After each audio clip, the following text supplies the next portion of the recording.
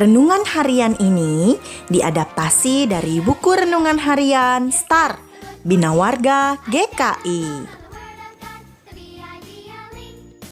Lilin kecil hari ini tentang kehadiran Tuhan menyelamatkan. 1 Raja-Raja 1 ayat 48-53. Raisa tersesat di satu daerah yang asing baginya setelah ia menyusuri dengan kagum jalanan yang penuh seni seperti lukisan, hiasan, tulisan, grafiti di dinding-dinding luar bangunan. Ia agak kesulitan menemukan jalannya kembali karena kondisi di sekitarnya hampir sama semua. Sepi, remang, penuh warna, dan agak sedikit kumuh. Semakin lama dalam kebingungannya, rasa takut semakin tumbuh dan berkembang. Ia berdoa kepada Tuhan, mohon pertolongan agar ditunjukkan jalan kembali atau bertemu dengan orang yang bisa menunjukkan jalan pulang kepadanya. Tiba-tiba ia melihat sebuah pintu di satu sudut jalan yang bertanda salib kecil yang terbuat dari kayu. Keberanian dan harapannya mulai tumbuh karena ia menduga pintu itu mungkin pintu belakang sebuah rumah, atau setidaknya ia yakin ada saudara seiman di sana. Ia memberanikan diri mengetuk. Setelah beberapa kali ketukan, muncullah seorang anak dari balik pintu yang ternyata memang benar adalah pintu belakang sebuah gereja kecil yang menghadap ke arah blok lain.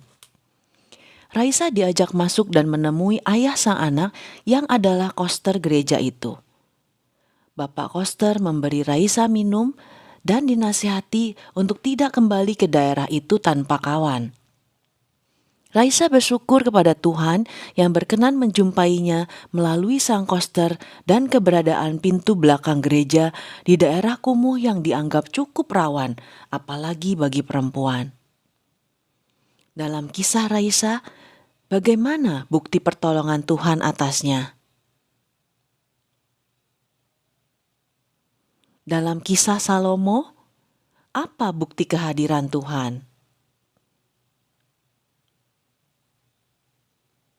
Dalam keseharian kita, apa bukti Tuhan ada untuk kita?